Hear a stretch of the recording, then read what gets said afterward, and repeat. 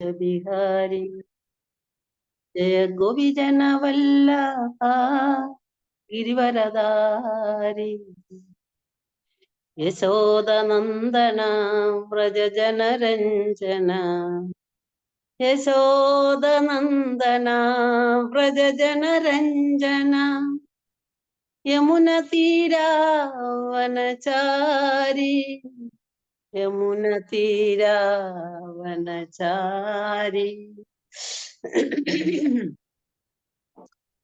ॐ अज्ञानतिमिरान्धस्य ज्ञानाञ्जनशलाकाय चक्षुर्मीलितं येन तस्मै श्रीगुरुवे नमः। श्रीचैतन्यमनोभीष्टं स्थापितं येन भूतले स्वयं रूपकदा मह्यं ददाति स्वभान्तिकं वन्देऽहं श्रीगुरो श्रीयुतपदकमलं श्रीगुरून् वैष्णवां च श्रीरूपं साग्रजातं सहगणरघुनाथान्वितं तं सजीवं साद्वैतं सावधूतं परिजनसहितं कृष्णचैतन्यदेवम् श्रीराधा कृष्णपादान् सहगणललित श्रीविशाखान्वितां च हे कृष्णा करुणा सिन्धो दीनबन्धो जगत्पते गोपेश गोपिका कान्त राधा कान्त नमस्तुते तप्तकाञ्चन गौराङ्गी राधे वृन्दावनेश्वरी वृषभानुसुते देवी प्रणमामि हरिप्रिये वाञ्छाकल्पतरुभ्यश्च कृपासिन्धुभ्यः ദേവജാമ്പതിദാനാം പാവനേഭ്യോ വൈഷ്ണവേഭ്യോ നമോ നമഃ. ജയ ശ്രീകൃഷ്ണ ചൈതന്യ പ്രഭു നിത്യാനന്ദ ശ്രീ അദ്വൈത ഗദാധര ശ്രീവാസാദി ഗൗരഭക്തവൃന്ദ. ഹരേ കൃഷ്ണ ഹരേ കൃഷ്ണ ഹരേ കൃഷ്ണ കൃഷ്ണ കൃഷ്ണ ഹരേ ഹരേ ഹരേ രാമ ഹരേ രാമ രാമ രാമ ഹരേ ഹരേ. എല്ലാ വൈഷ്ണവർക്കും എന്റെ പ്രണാമം. എല്ലാവരുടെ അനുവാദത്തോടെയും അനുഗ്രഹത്തോടെയും ഹരിബോൽ. ഹരേ കൃഷ്ണ. അതായത് നമ്മൾ എല്ലാവരും ഭാഗവതം മഹാത്മ്യത്തെ പറ്റി പറയുന്നു. എല്ലാം കഴിഞ്ഞോ എങ്കിലും എന്തെങ്കിലും ഒന്ന് പറയണമല്ലോ അതിനു വേണ്ടി. അതായത് ഭാഗവതത്തിന്റെ മാഹാത്മ്യമാണ് നമ്മളെല്ലാം പറഞ്ഞു. ഇനി ഭാഗവതത്തെ എങ്ങനെ സമീപിക്കാം അതുകൂടെ നോക്കാം നമുക്ക്. എല്ലാവർക്കും അറിയാമെങ്കിലും അതായത് രൂപഗോസ്വാമിയുടെ ഇത് ഭക്തിരസാമൃത സിന്ധുവിൽ പറയുന്നത് മധുരാവാസം, ഭഗവാന്റെ വിഗ്രഹ പൂജ, ശ്രീമദ് ഭാഗവത പാരായണം, ഭക്തസേവനം, ഹരേ കൃഷ്ണ മന്ത്രജപം എന്നീ 5 ഭക്തിപര പ്രവർത്തനങ്ങൾ ഒരു പ്രാരംഭ ഭക്തനിൽ പോലും ഭക്തിജന്യമായ ഹർഷോന്മാദം ഉളവാക്കാൻ പോകുന്നത്ര ശക്തമാണെന്ന് രൂപഗോസ്വാമി പറയുന്നു. അപ്പൊ നമ്മൾ ഈ ഭാഗവതത്തെ എങ്ങനെ സമീപിക്കാന്ന് പറഞ്ഞാലേ, അതായത് ഭാഗവത്തെ പറ്റി വർണ്ണന എത്ര വർണ്ണിച്ചാലും മതിയാകൂല. അത്രയും ഉത്കൃഷ്ടമായ ഒരു ഗ്രന്ഥമാണ് നമ്മുടെ കൈകളിലിരിക്കുന്നത്. അപ്പൊ നമ്മൾ എത്ര ഭാഗ്യവതി, എപ്പോഴും ഞാൻ പറയുന്നതാണ്, നമ്മളൊക്കെ വലിയ ഭാഗ്യമുള്ളവരാണ്. അതായത് കോർത്തോരു സുക്തിമണി പോലുള്ള ഭാഗവതം ഓർത്താൽ അതിനു സമമില്ലെന്നും എന്നറിയുക. തീർത്ഥങ്ങൾ കൊണ്ടും ഒഴിയാതുള്ള പാപം അതു തീർത്തിടുമെന്നറിയുക. നാരായണായ നമഃ. അതായത് ഈ മതപരമ്പരനായ കിഞ്ചിതസ്തി എന്ന് പറഞ്ഞതുപോലെ തന്നെ ഭഗവാൻ ഈ കോർത്തോരു സുക്തി, ഈ ഭാഗവതത്തിന്റെ മഹാത്മ്യം അതിന് സമം വേറെ ഒന്നുമേ ഇല്ല. തീർത്ഥങ്ങൾ കൊണ്ടും ഒഴിയാതുള്ള, നമ്മളെല്ലാം കഴിഞ്ഞിട്ട് അവസാനം തീർത്ഥാടനം. ഈ തീർത്ഥാടനത്തിന് പോകുന്നത് കൊണ്ട് നമ്മുടെ എല്ലാ ദോഷങ്ങളും ലഘൂകരിക്കാൻ പറ്റുമെന്നൊക്കെ പറഞ്ഞിട്ട് നമ്മൾ തീർത്ഥാടനത്തിനൊക്കെ പോകും. അതും വേണ്ട, പുറത്തോട് തീർത്ഥാടനത്തിൽ കിട്ടുന്നതിനേക്കാളും എല്ലാം ഭാഗത്തിൽ നിന്ന് കിട്ടും എന്ന് പറയുന്നു. അപ്പൊ ഭാഗവത്തെ സമീപിക്കേണ്ടത് എങ്ങനെയാണെന്ന് രൂപഗോസ്വാമി പറയുന്നത് ഒരു ശകല 1-2 വാക്യങ്ങൾ ഞാൻ പറയാം. അതായത് സാമ്പത്തിക ലാഭം, അനുഷ്ഠാനപരമായ കർമ്മങ്ങളുടെ ഫലം, സായുജ്യം എന്നിവയെല്ലാം ചപ്പുചവർ പോലെ എറിഞ്ഞു കളയാതെ ശ്രീമദ് ഭാഗവതം മനസ്സിലാക്കാനാവില്ലെന്ന് ഭാഗവതത്തിന്റെ തുടക്കത്തിൽ തന്നെ പറഞ്ഞിട്ടുണ്ട്. അപ്പൊ നമ്മള് ഭാഗവതത്തിനെ എങ്ങനെ സമീപിക്കണം? നമ്മൾ ചപ്പുചവർ, നമ്മളെല്ലാം ചപ്പുചവറാണോ എന്ന് പറഞ്ഞാല്, അതായത് ഈ സാമ്പത്തിക ലാഭം അല്ലെങ്കിൽ ഭൗതികമായ എല്ലാം ചപ്പുചവറുകൾ എന്നാണ് രൂപഗോസ്വാമി പറയുന്നത്. അതെല്ലാം ചവർ പോലെ കളയണം. കളഞ്ഞാൽ മാത്രമേ നമുക്ക് ഈ ഭാഗവതത്തിന്റെ മാഹാത്മ്യം, ഭാഗവതം നമ്മുടെ കയ്യിലിരിക്കുള്ളൂ എന്നൊക്കെ പറയുന്നു. പിന്നെ പറയുന്നത് സാമ്പത്തിക നേട്ടം, അനുഷ്ഠാനപരമായ കർമ്മങ്ങൾ. ഈ അനുഷ്ഠാനപരമായ കർമ്മങ്ങളുടെ ഫലം സായുജ്യം. അനുഷ്ഠാനപരമായ കർമ്മങ്ങളുടെ ഫലം നമുക്ക് നോക്കാം. ഇനി നമുക്ക് ശ്ലോകത്തിന്റെ പർപ്പോട്ടിലൊക്കെ പോകുമ്പോ ഈ അനുഷ്ഠാനപരമായ കർമ്മങ്ങളുടെ ഒരു കുറെ കാര്യങ്ങൾ പറയാനുണ്ട്, അത് പറയാം, അപ്പോൾ പറയാം. പിന്നെ ഭാഗവതം അത് സൂക്ഷിക്കേണ്ടത് എങ്ങനെയെന്ന് ഭാഗവതത്തിൽ തന്നെ പറയുന്നുണ്ട്. നമ്മൾ ഭാഗവതം വായിച്ചവർക്കറിയാം. അതായത് എത്രയോ പല സ്വർണം കൊണ്ട് സ്വർണ സിംഹാസനം ഉണ്ടാക്കി ആ സിംഹാസനത്തിൽ വേണം ഭാഗവതത്തെ വെക്കാൻ എന്ന് പറയുന്നു. അതായത് ഭാഗവതം എന്ന് പറയുന്ന ഭഗവാനാണ്, ഭഗവാന്റെ ശബ്ദാവതാരമാണ്. ഉദ്ധവർ ആവശ്യപ്പെടും ഭഗവാനെ കരിവാദിക്കാൻ നിൽക്കുന്നുണ്ടല്ലോ, അങ്ങ് പോകുകയാണോ എന്ന് ചോദിക്കുമ്പോ ഈ ഭഗവാന്റെ ശക്തികളെ എല്ലാം ഭാഗവതത്തിൽ നിക്ഷേപിച്ചിരിക്കുകയാണ്. അപ്പൊ ഭാഗവതം എന്ന് പറയുന്ന ഭഗവാൻ തന്നെയാണ്. അങ്ങനെ വേണം ഭാഗവതം സൂക്ഷിക്കേണ്ടതെന്നാണ് പറയുന്നത്. ഹരേ കൃഷ്ണ, ഹരിബോൾ. ഞാൻ ഇത്രയും പറഞ്ഞത് ശ്ലോകത്തിലേക്ക് പോകാം നമുക്ക്. ഹരേ കൃഷ്ണ, ഹരിബോൾ. യുക്ത കർമ്മഗ്രന്ഥി നിബന്ധനം ചിന്തന്തി കോവിദാസ്തസ്യ കോന കുര്യാൽ കഥാരതീം. പരമദിവ്യോത്തമ. ആരോ ഇത് മ്യൂട്ട് ചെയ്തിട്ടില്ല എന്ന് തോന്നണം, അൺമ്യൂട്ടിലാണെന്ന് തോന്നണം, സൗണ്ട് വന്നുണ്ട്. പരമദിവ്യോത്തമ പുരുഷ സ്മരണത്താൽ ബുദ്ധിമാനായ മനുഷ്യൻ കയ്യിൽ ഖഡ്ഗമേന്തി കർമ്മഫലങ്ങളുടെ ബന്ധങ്ങളെ ഛേദിക്കുന്നു. ആകയാൽ ഭഗവാന്റെ സന്ദേശങ്ങൾക്ക് ആരാണ് ശ്രദ്ധ നൽകാത്തത്? നമുക്കിതങ്ങ് പറയാം. അതായത് ബുദ്ധിമാനായ മനുഷ്യൻ കയ്യിൽ ഖഡ്ഗമേന്തി, അതായത് ഭഗവാനെ സമീപിക്കുന്ന ഒരാൾക്ക് കർമ്മഫലങ്ങളുടെ ബന്ധങ്ങളെയും ഛേദിക്കാൻ പറ്റുമെന്ന ഈ ശ്ലോകത്തിൽ പറയുന്നു. ബന്ധങ്ങളെ ഛേദിക്കാൻ ഭഗവാനെ തന്നെ സമീപിക്കണം. ഭഗവാൻ ഇത് ഈ 14:14 ഒരു ശ്ലോകം പറയുന്നുണ്ട് ഭഗവാൻ. നാമാം കർമാണി ലിംബന്തിനാം മേ കർമ്മഫലേ സ്പൃഹ ഇതി മാം യോ അഭിജാനാതി ബധ്യതേ. കർമ്മങ്ങൾ ഒന്നും എന്നെ ബാധിക്കയില്ല, എനിക്ക് കർമ്മഫലേച്ഛയുമില്ല. എന്നെ കുറിച്ചുള്ള ആ സത്യം മനസ്സിലാക്കിയവർ കർമ്മഫലങ്ങളാൽ ബന്ധിക്കപ്പെടുന്നില്ല എന്ന് പറഞ്ഞു. അപ്പൊ ഈ കർമ്മഫലം ഒന്നും ബാധിക്കാത്ത ആളെ കൂട്ടുപിടിച്ച നമ്മളെയും കർമ്മഫലങ്ങൾ ഒന്നും ആക്രമിക്കില്ല. ഈ കർമ്മഫലങ്ങൾ എന്ന് പറയുന്നത് എത്രയേ നമുക്കറിയാലോ. നമ്മുടെ കർമ്മഫലങ്ങളിൽ എത്ര സഞ്ചിത കർമ്മം, പ്രാരാബ്ധ കർമ്മം, ഇങ്ങനെ എത്രയോ കർമ്മങ്ങളുമായിട്ടാണ് നമ്മൾ നടക്കുന്നത്. അതായത് ഇന്നലെ ചെയ്തത് അടുത്ത ജന്മത്തിലേക്കുള്ള ഒരു തയ്യാറെടുപ്പാണ് നമ്മുടെ ഈ ജന്മം. ഈ ജന്മം ചെയ്യുന്ന നമ്മുടെ പ്രവൃത്തിയുടെ ഫലമാണ് അടുത്ത ജന്മം നമ്മൾക്ക് കിട്ടുന്ന ശരീരം. ഇതെല്ലാം അറിയാമെന്നുള്ളതാണ്. അപ്പോ നമ്മൾ എത്ര മാത്രം കുറേ ജന്മങ്ങളിലെ കർമ്മഫലങ്ങളും കൊണ്ടാണ് നടക്കുന്നത്. ഈ കർമ്മഫലം എന്ന് പറയുന്നത് വളരെ ശ്രദ്ധിക്കേണ്ട ഒരു കാര്യമാണ് കേട്ടോ. നമ്മളെ എവിടെ കൊണ്ടിട്ട് കർമ്മം പിടിക്കുമെന്ന് പറയാൻ പറ്റില്ല. ഒരു രാജാവ് ഒരു സന്യാസിക്ക് സദ്യ കൊടുക്കുന്നതും ആ കഥ എല്ലാവർക്കും അറിയായിരിക്കും. സദ്യ കൊടുക്കുന്നതും ഒരു മോളിലൂടെ ഗരുഡൻ ഒരു പാമ്പിനെയും കൊണ്ടുപോകും. ആ പാമ്പിന്റെ വായിൽ നിന്ന് വീഴുന്ന വിഷം ഈ ഭക്ഷണത്തിൽ വീഴുകയും അത് ഭക്ഷിക്കുക വഴി ഈ സന്യാസി മരിക്കുകയും ചെയ്യും. അപ്പൊ ഈ യമധർമ്മൻ പറയും, ഈ കർമ്മഫലം ആർക്ക് കൊടുക്കും? അങ്ങനെ ആർക്കാ കൊടുക്കേണ്ടത്? ഗരുഡനാണോ കൊടുക്കേണ്ടത്? സർപ്പത്തിനാണോ കൊടുക്കേണ്ടത്? ഇത് ഭക്ഷണം കൊടുത്ത രാജാവിനാണോ? അങ്ങനെ ചിന്താകുഴപ്പത്തിൽ ഇരിക്കുമ്പോഴാണ് ഒരു ആള് രാജാവിന്റെ രാജകൊട്ടാര സ്ഥലം അന്വേഷിച്ച് വരുമ്പോ അവിടെ ഒരു മുത്തശ്ശി ഇരുന്നിട്ട് ചോദിക്കും, ഏതാ രാജാവിനെ കൊന്ന സന്യാസിയെ കൊന്ന രാജാവ് എന്ന് ചോദിക്കും. അപ്പൊ അങ്ങോട്ട് കൊടുക്കും കർമ്മഫലം. അതുപോലെയാണ് ഈ കർമ്മഫലം നമ്മളെ ബാധിക്കുന്ന, നമ്മളെപ്പോഴും അതീവ ശ്രദ്ധാലുക്കളായിരിക്കുമെന്നാണ്. കർമ്മഫലം എന്ന് പറയുന്നത് എത്ര കർമ്മം.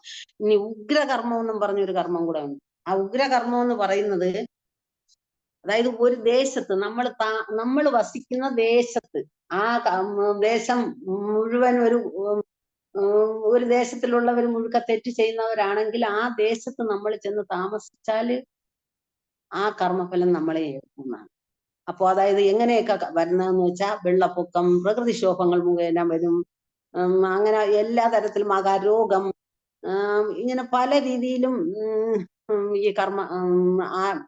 ആ ഒരു ദേശത്തെ ബാധിക്കുമെന്നാണ്. അപ്പൊ അവിടെ താമസിക്കുമ്പോൾ നമ്മൾ നല്ലവരാണെങ്കിൽ, അല്ലെങ്കിൽ ശുദ്ധ ഭക്തരാണെങ്കിൽ പോലും ചിലപ്പോൾ ആ കർമ്മം നമ്മളെ ഏൽക്കുന്നതാണ്. അതുകൊണ്ട് കർമ്മഫലം വളരെ ശ്രദ്ധിക്കേണ്ടതാണ്. അതായത് നമ്മളൊരു ദേശത്ത് താമസിക്കാൻ ഭാഗവതം നമുക്ക് ഇനി അങ്ങോട്ട് പോകുമ്പോഴൊക്കെ നന്നായിട്ട് മനസ്സിലാക്കാൻ പറ്റും. ഭാഗവതം 11-12 സ്കന്ധമാണെന്ന് തോന്നുന്നു പറയുന്നത്. അതായത് ഒരാള് എവിടെ വസിക്കും, ഒരു വൈഷ്ണവന് എവിടെ വസിക്കണമെന്നും, അതായത് കൃഷ്ണമൃഗങ്ങളുള്ള ദേശം, നോൺ വെജ് അധികം, നോൺ വെജ് അധികം എന്നല്ല, നോൺ വെജ് ഉപയോഗിക്കാത്ത സ്ഥലം, ബ്രാഹ്മണർ വസിക്കുന്ന, ഇങ്ങനെയൊക്കെ ഉള്ള സ്ഥലത്ത് വേണം നമ്മൾ വസിക്കുക. ഇപ്പൊ നമുക്ക് ആർക്കും അതൊന്നും പറഞ്ഞിട്ട് കാര്യമില്ല, ആർക്കും പറ്റില്ല. എങ്കിലും നമ്മൾ വസിക്കുന്ന സ്ഥലം ഒന്ന് ശ്രദ്ധിച്ചോളണം. അതിനാണ് ഈ ഉഗ്രകർമ്മത്തെ പറ്റി ഞാൻ പറഞ്ഞത്. അപ്പൊ നമ്മൾ താമസിക്കുമ്പോ നമുക്കിപ്പോ ഒരിക്കലും പറ്റാത്ത, നമ്മളിവിടെ വന്ന് താമസിക്കാൻ തുടങ്ങിയിട്ട് ഒരിക്കലും ഒരു ആൾക്കാരെ വെജിറ്റേറിയൻ ആക്കാനോ ഒന്നിനും പറ്റില്ല. അപ്പൊ ഇങ്ങനെ ഈ ഉഗ്രകർമ്മം ബാധിക്കുന്ന ദേശങ്ങളിൽ നമ്മൾ താമസിക്കുമ്പോൾ അവിടെ ഉള്ളവരെ നമ്മൾക്ക് മാറ്റാൻ പറ്റുമെന്ന് പറയും ഒരു വൈഷ്ണവന്.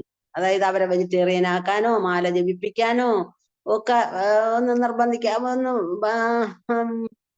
അവരോട് സംസാരിച്ച് അവരെ കൊണ്ട് ചെയ്യിപ്പിക്കുക. ഇങ്ങനെയുള്ള കാര്യങ്ങൾ ഒരു ഭക്തൻ ചെയ്യണമെന്ന് ഉണ്ടാണ്. അതുകൊണ്ടാണ് ഈ കർമ്മഫലം എന്ന് പറയുന്നത്. ഏതെല്ലാം കർമ്മഫലം, ഇപ്പൊ ഞാൻ പറഞ്ഞില്ലേ, ഭഗവാൻ പറയുന്നുണ്ട് ഒരു കർമ്മഫലങ്ങളും എന്നെ ബാധിക്കുന്നില്ല. അപ്പൊ നമുക്ക് ഭഗവാനെ സമീപിച്ചാൽ ഭഗവാനിലെല്ലാം അർപ്പിക്കുന്ന ഒരാൾക്ക് കർമ്മഫലം ഇല്ല എന്ന് പറയുന്നെങ്കിലും അതിന്റെ അടുത്ത പാരഗ്രാഫ് ഞാൻ വായിക്കുന്നത്, കർമ്മഫലത്തിന്റെ പ്രവർത്തന പ്രതിപ്രവർത്തനത്തിൽ നിന്നും സ്വതന്ത്രനാകാൻ ആഗ്രഹിക്കുന്ന ഒരാൾ ആത്മീയ സ്ഫുലിംഗം ഭൗതിക വസ്തുക്കളുമായി സമ്പർക്കത്തിൽ ഏർപ്പെടുമ്പോൾ ഉണ്ടാകുന്ന കുരുക്കിനെ നിശ്ചയമായും ഛേദിക്കണം.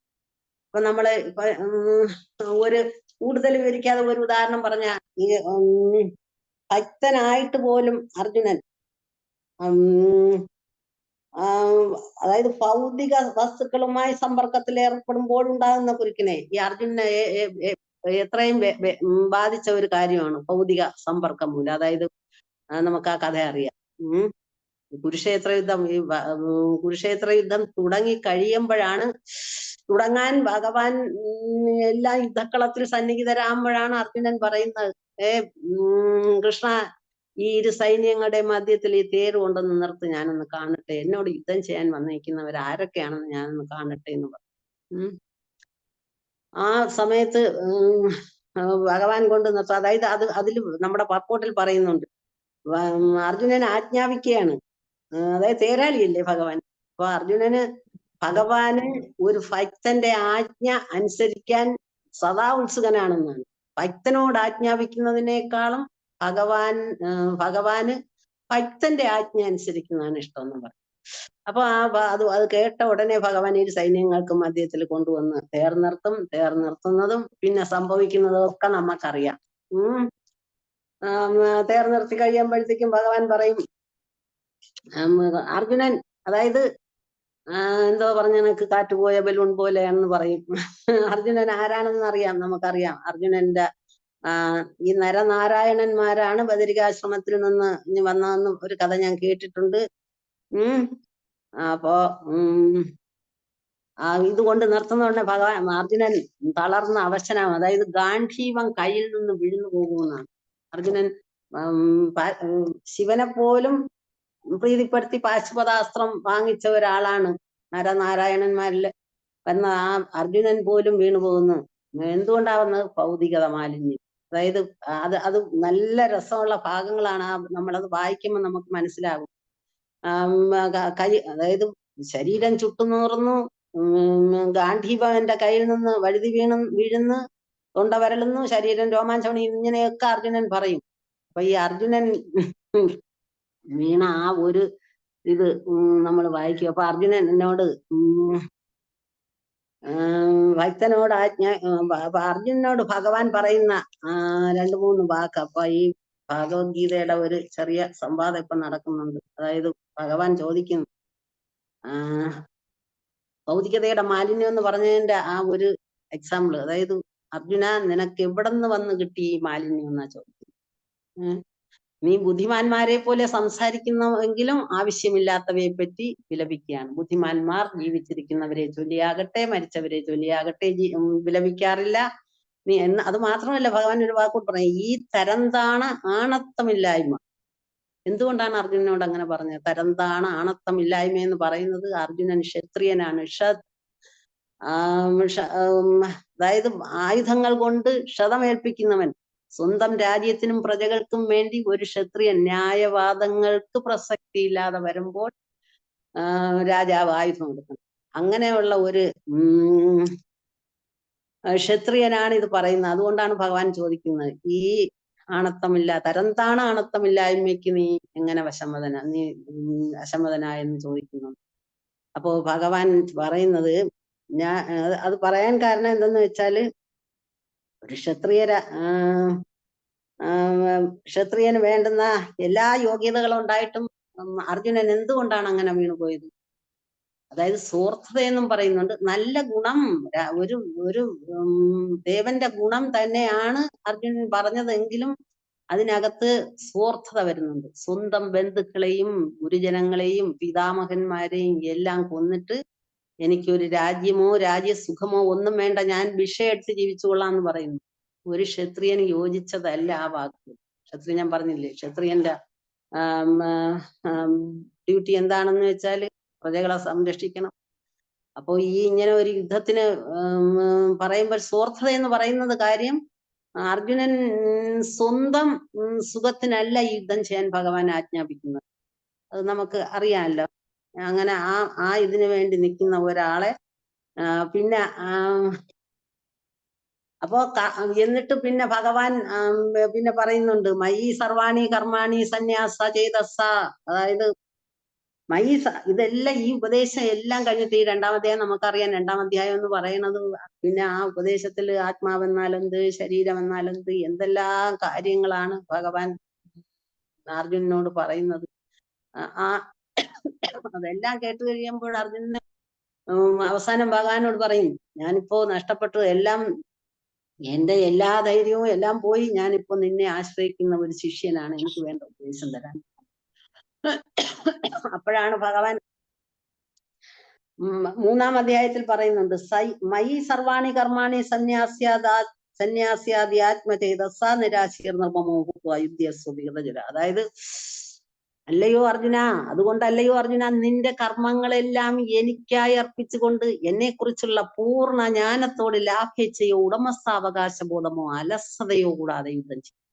ഭഗവാൻ പറയുന്നുണ്ട്, നീ ഇതെല്ലാം കളഞ്ഞിട്ട് നിന്റെ അതായത് എല്ലാം ഭഗവാൻ അർപ്പിച്ചു കഴിഞ്ഞപ്പോ പിന്നെ അവിടെ അർജുനന് ഒരു കർമ്മം, ഇത്രയും ജനങ്ങളെ കൊന്നൊടുക്കി എന്തെല്ലാം ചെയ്തു, എന്നിട്ട് ഒരു കർമ്മഫലവും അർജുനനെ ബാധിച്ചില്ല. അതാണ് ആ ശ്ലോകത്തിൽ നമ്മൾ പറയുന്നത്, ഭൗതിക വസ്തുക്കളുമായി സമ്പർക്കത്തിൽ ഏർപ്പെടുമ്പോൾ ഉണ്ടാകുന്ന കുരുക്കിനെ നിശ്ചയമായും ഛേദിക്കണമെന്ന് പറയുന്നതാണ്. അത് അങ്ങനെ അർജുനൻ പിന്നെ അതുപോലെ അടുത്ത് ഭഗവാന് വേണ്ടി യുദ്ധം ചെയ്തതുകൊണ്ട്, അത് മൂന്നാം സ്കന്ധത്തിൽ ഒരു ശ്ലോകവും പറയുന്നുണ്ട്. ഞാനത് മൂന്നാം സ്കന്ധത്തിലെ ശ്ലോകം, ഈ യുദ്ധം കഴിഞ്ഞു കഴിയുമ്പോൾ ആ യുദ്ധത്തില്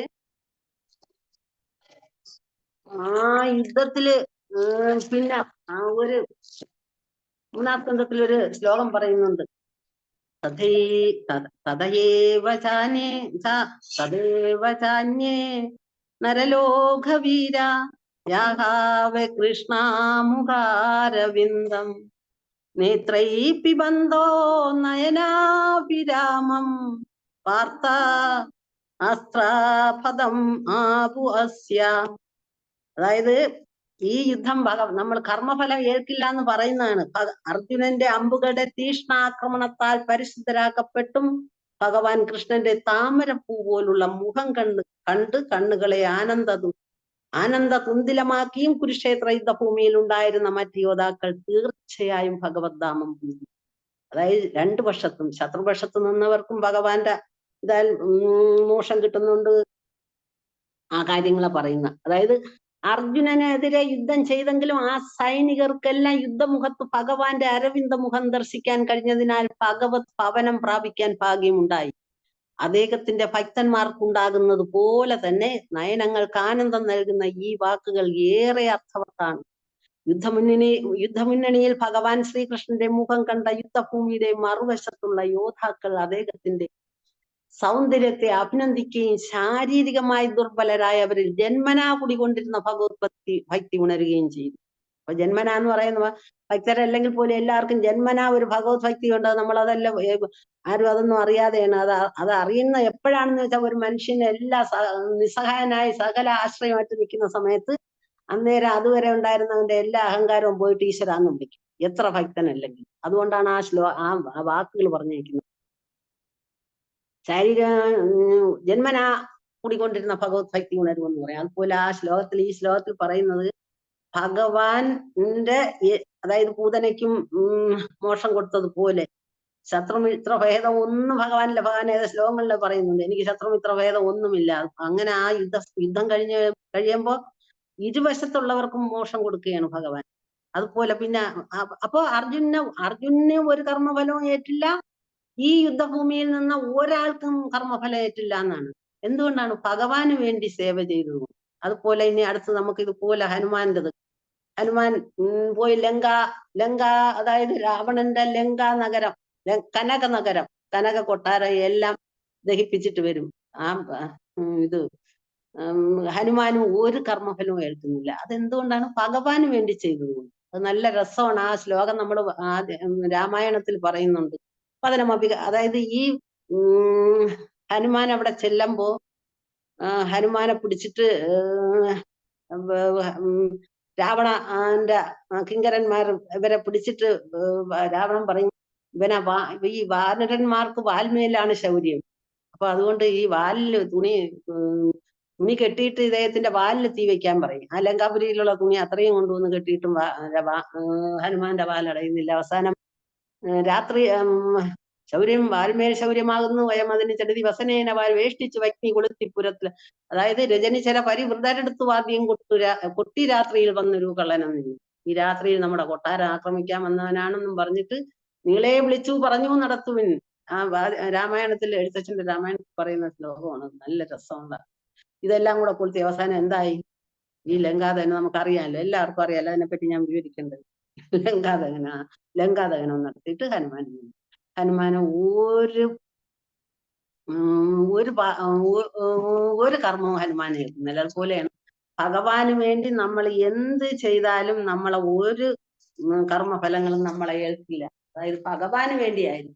അതായത് ഇപ്പൊ നമുക്ക് നമ്മുടെ സുഖഭോഗങ്ങൾക്ക് വേണ്ടി നമ്മൾ കർമ്മം ചെയ്തുകൊണ്ടിരുന്ന പ്രകൃതി നിയമങ്ങളാൽ ത്രിഗുണങ്ങളാൽ നമ്മൾ എപ്പോഴും ബന്ധിതരായിക്കൊണ്ടിരിക്കും. ഇതൊക്കെ ആ ശ്ലോകത്തിൽ പറയുന്നത്. അതുപോലെ അതെ ഇപ്പൊ ഇതിനകത്ത് തന്നെ അല്ലയോ അർജുന, കർമ്മങ്ങളെല്ലാം എനിക്ക് അർപ്പിച്ച് ലാഭം ചെയ്യോ, ഇതെല്ലാം യുദ്ധം ചെയ്യാം. അപ്പൊ ഇതിനകത്ത് പറയുന്നുണ്ട് അതായത് ആധ്യാത്മികതയിൽ ജീവിക്കുന്ന ഒരാൾക്ക് ഒരു കർമ്മം ഏൽക്കുന്നില്ല എന്ന് പറഞ്ഞ പോലെ ഒരു കേഷ്യർ, അത് ഒരു പർപ്പോട്ടിൽ പറയുന്നതാണ്, ഒരു കേഷ്യർ തന്റെ യജമാനന് വേണ്ടി ലക്ഷക്കണക്കിന് നാണയങ്ങൾ എണ്ണുന്നു, എങ്കിലും ഒരു ചില്ലി പോലും തൻ്റെതെന്ന് അവകാശപ്പെടുന്നില്ല. അതുപോലെ തന്നെ ഈ ലോകത്തിലുള്ളത് ഒന്നും ഏതെങ്കിലും ഒരു വ്യക്തിയുടേതല്ല, എല്ലാം ഭഗവാന്റേത് മാത്രമാണെന്ന് ഓരോരുത്തരും മനസ്സിലാക്കണം. മയി സർവാണി കർമാണി എന്ന് പറയുന്ന ആ മയി എന്നിൽ എന്ന് കൃഷ്ണൻ പറഞ്ഞതിന്റെ അർത്ഥം അതാണ്.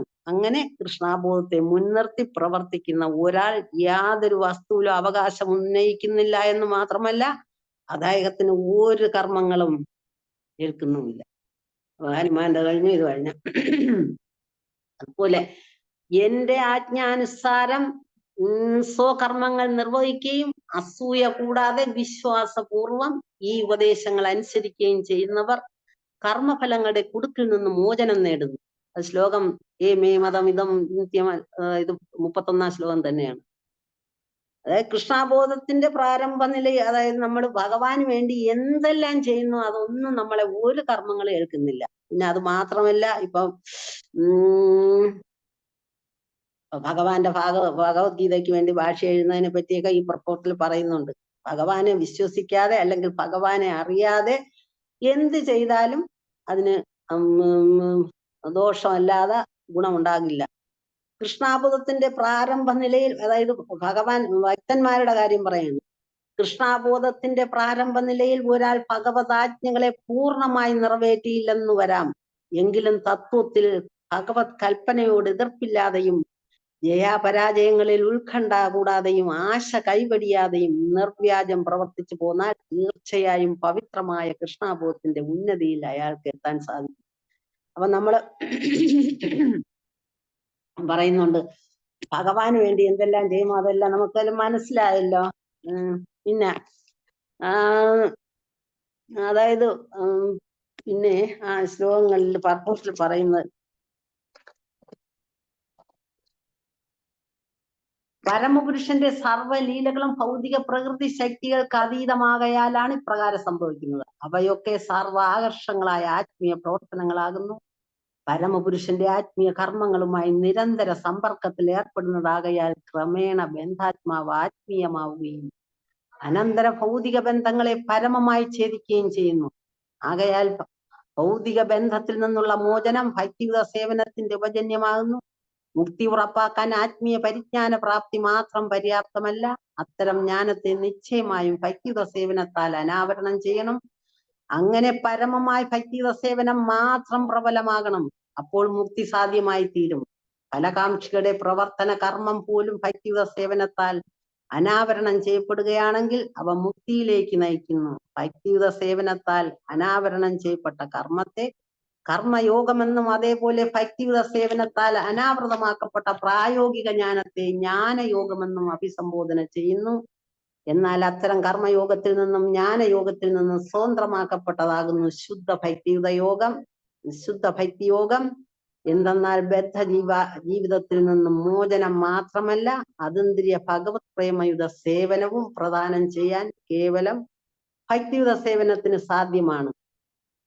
അതായത് ഞാൻ അന്നേരം പറഞ്ഞില്ലേ, നമ്മുടെ ആ ശ്ലോകത്തിൽ പറയുന്നുണ്ട് കർമ്മഫലങ്ങൾ, അതായത് ഇതിൽ പറയുന്നത്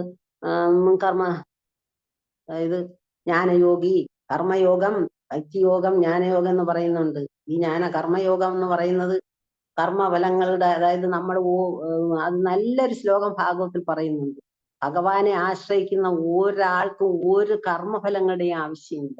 ഒരു കർമ്മഫലങ്ങൾ ഇപ്പൊ കാമ്യകർമ്മങ്ങളിലെ വിധി അനുസരിച്ച് നമ്മൾ ജീവിക്കണമെന്ന് പറയും. കാമ്യകർമ്മങ്ങളിലെ വിധി അനുസരിച്ച് അത് നമ്മൾ ഓരോരുത്തരും ജനിക്കുന്നത് 4 കടം, 4 കടത്തോടെയാണ് ഓരോ മനുഷ്യനും ഇവിടെ ജനിക്കുന്നതെന്ന് പറയും. അതായത് ദേവകടം, ഋഷികടം, പിതൃകടം, ഭൂതകടം, ഇങ്ങനെ 4 കടത്തോടെ ഓരോരുത്തരും. അപ്പൊ ഈ 4 കടവും നമുക്ക് വീട്ടാൻ പോലും പറ്റിയില്ല ഭഗവാന്റെ അടുത്ത് വരുന്ന 4 കടം മനസ്സിലായല്ലോ. ദേവന്മാർക്ക് നമുക്ക് എല്ലാം സമ്പത്തും എല്ലാം തരുന്ന ദേവന്മാരെ പ്രീതി അവരോട് നമ്മൾ കടക്കാരാണ്. പിന്നെ ഈ ശാസ്ത്രങ്ങളും വേദങ്ങളും പറഞ്ഞിരുന്ന ഋഷികളോട് നമ്മൾ കടക്കാരാണ്.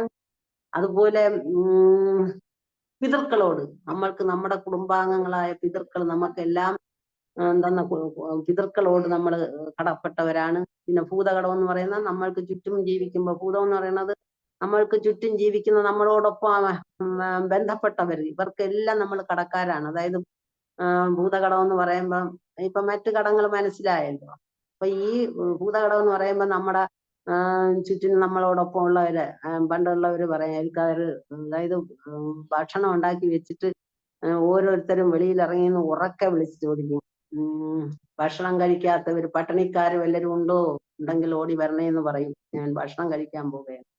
ഇന്നിപ്പോ നമ്മൾ ആരെങ്കിലും അത് ഓർക്കുന്ന പോലും ഇല്ല. അപ്പൊ അത് നമ്മൾ ഓർക്കുന്നൊന്നല്ല. അപ്പൊ അങ്ങനെയുള്ള കർമ്മയോഗം എന്ന് പറയുന്നത് ആ കർമ്മയോഗം ഭഗവാൻ 2-ാം അധ്യായത്തില് പറയുന്നുണ്ട്. വേദപഠനം എല്ലാം.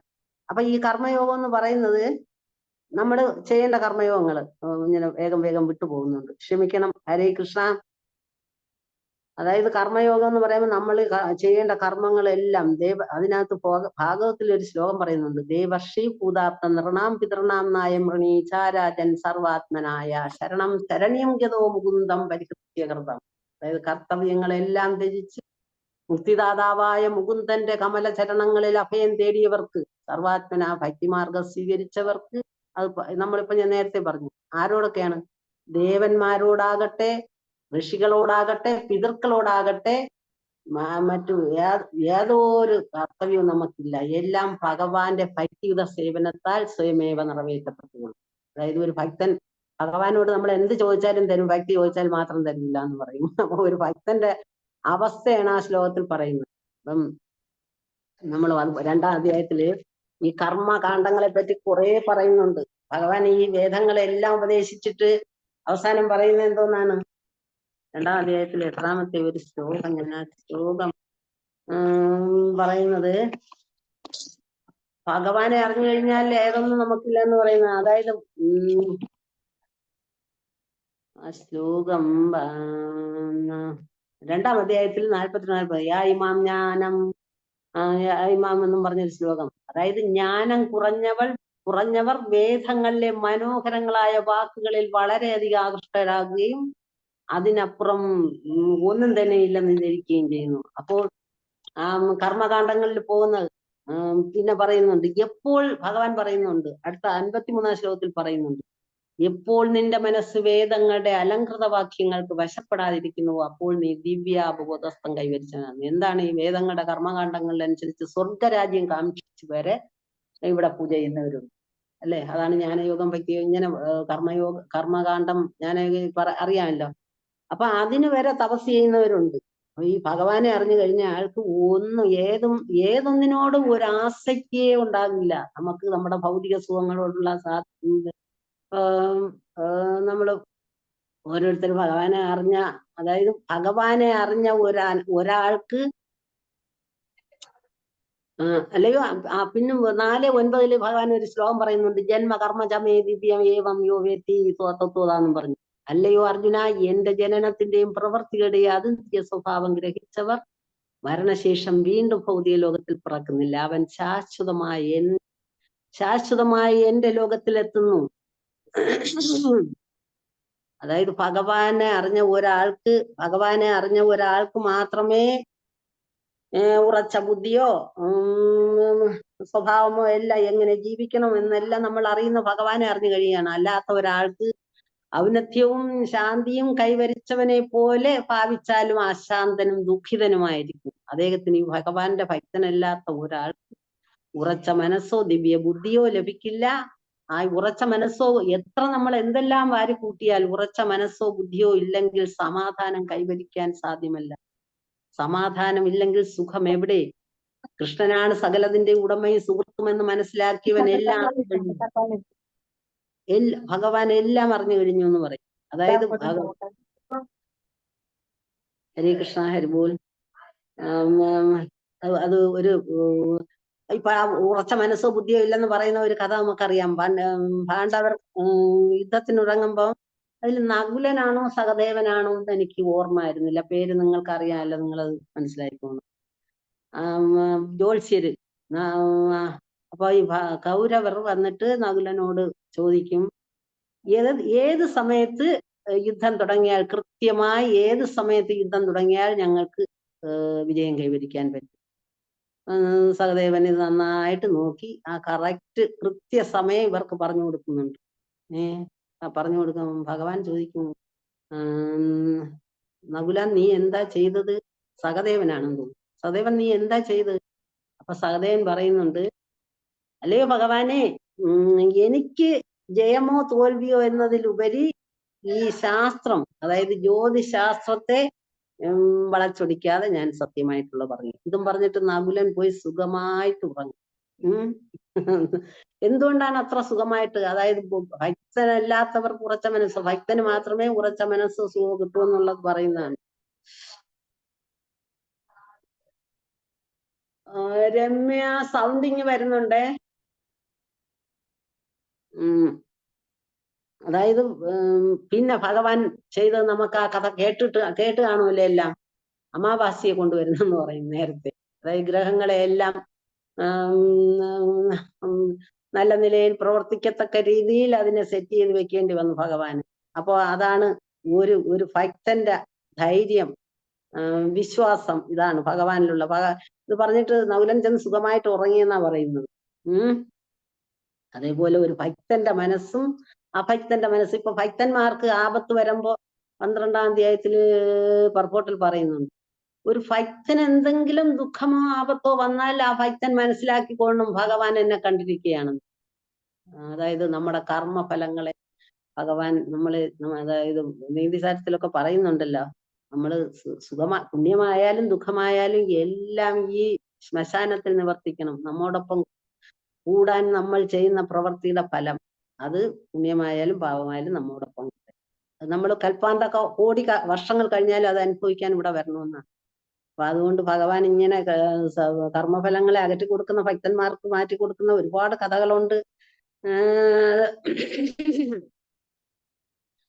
ഉറച്ച മനസ്സോ ഭക്തിയോ ലഭിക്കുന്നത് ഒരു ഭക്തന് മാത്രമേ ഉള്ളൂ. ഭക്തനോ ഇതെല്ലാം ഭഗവാനെ അറിഞ്ഞു കഴിയുമ്പോൾ നമുക്കറിയാം നമ്മൾ ആരാണ്, എന്താണ്, എന്തുകൊണ്ട് ഇവിടെ വന്നു, എവിടെ നിന്ന് വന്നു, ഭക്തനെല്ലാം അറിയേണ്ടതെല്ലാം അറിഞ്ഞു കഴിഞ്ഞു എന്ന് പറയും.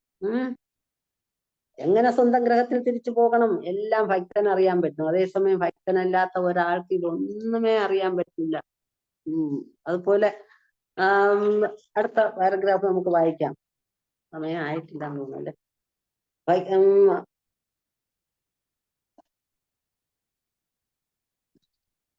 കർമ്മയോഗമെന്നും അതേപോലെ.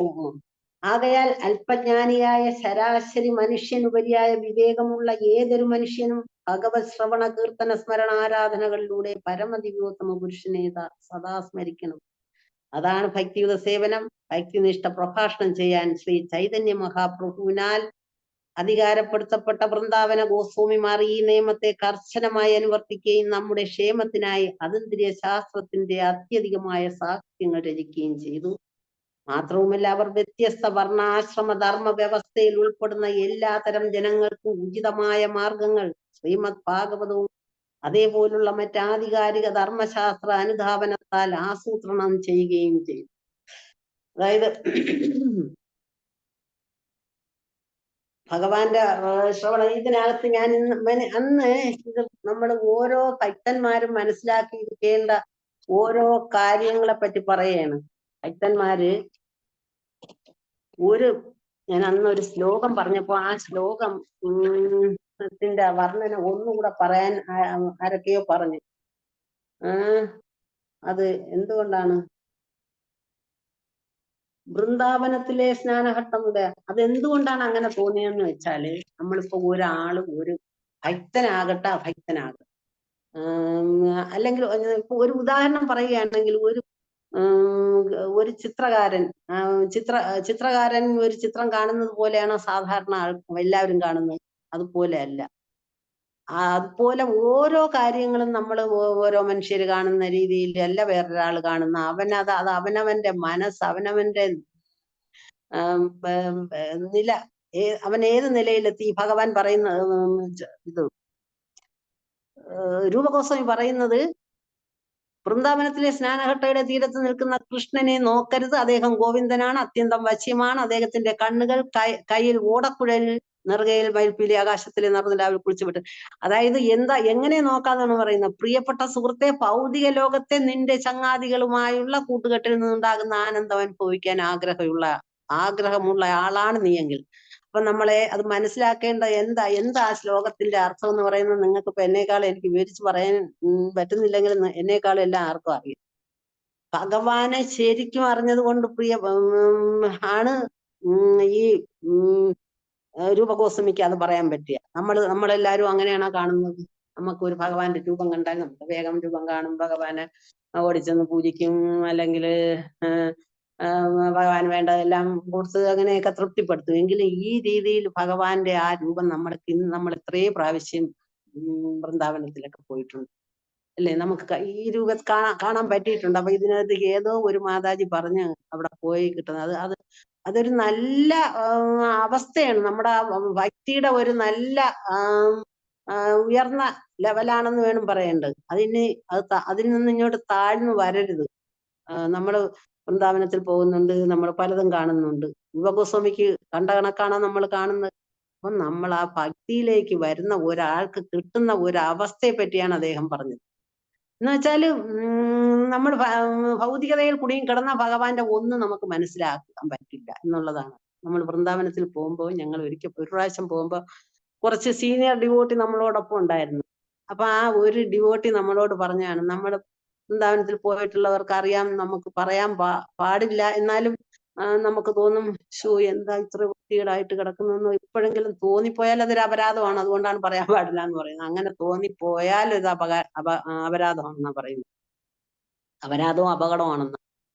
അപ്പൊ ഇങ്ങനെ നമ്മുടെ ഒരു കൂടെ ഉണ്ടായിരുന്ന സീനിയർ ഡിവോട്ടീസ് പറഞ്ഞത് എന്താണെന്ന് വെച്ചാൽ, നമ്മളിപ്പൊ ഈ നടക്കുന്നതും ഈ കാണുന്നതും അല്ല ഭഗവാന്റെ വൃന്ദാവനം എന്ന് പറയുന്നത്. ഇത് വലിയ രത്ന സമാനമായ മണിഗോപുരങ്ങളാൽ വീതികളാലും ചുറ്റപ്പെട്ട് കിടക്കുന്നതാണ്. നമ്മൾ നടക്കുന്നത് ഈ കാണുന്നതും അല്ല. അതായത് കാരണം ഭഗവാൻ എന്നും രാസലീല ഇപ്പോഴും നടത്തുന്ന സ്ഥലം. അപ്പോൾ നമ്മുടെ കണ്ണുകൾക്ക് ഗോചരമല്ല, നമ്മുടെ കണ്ണുകൾക്ക് അദൃശ്യമാകില്ല എന്നുള്ളതാണ്. അതുപോലെ ഭഗവാനെ നമ്മൾ ആശ്രയിക്കുന്നത്. ഇതിനിടയ്ക്ക് ഞാനൊരു ഒരു കഥ കേട്ടതാണ്, ഒരു പ്രഭുവിന്റെ ക്ലാസ്സിൽ കേട്ടതാണ്. അതായത് വൃന്ദാവനവാസികളുടെ ആ ഭഗവാനോടുള്ള പ്രേമത്തെ പറ്റിയുള്ള ഒരുപാട് കഥകളുണ്ടല്ലോ.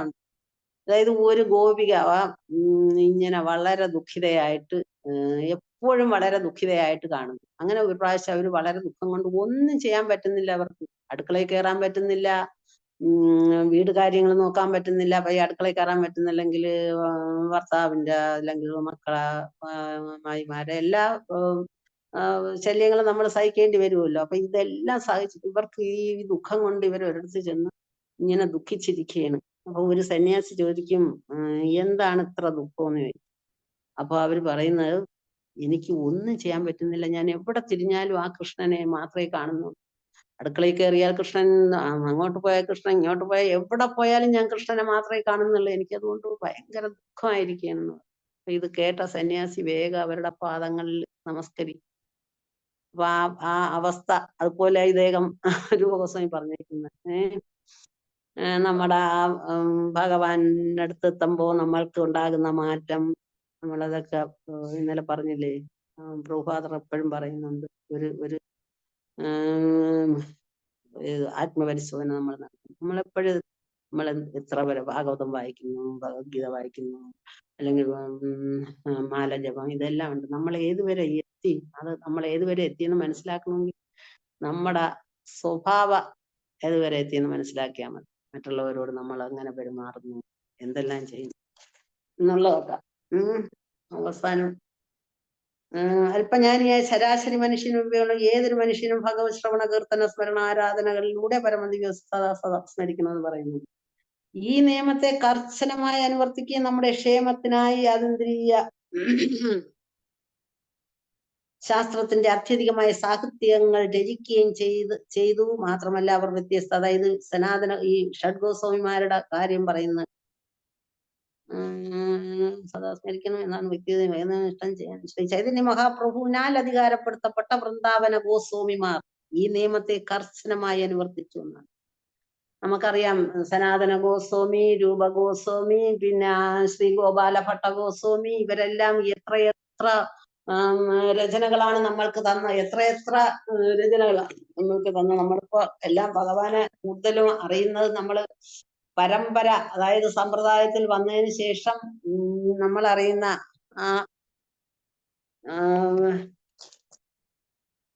അതായത് ഒരു രൂപഗോസ്വാമിയിലെ സനാതന ഗോസ്വാമിയിലെയും ഒക്കെ അറിയാമല്ലോ നമുക്ക് എത്രമാത്രം അവരെത്രമാത്രം ചെയ്തിരുന്നു എന്ന്. സനാതന ഗോസ്വാമി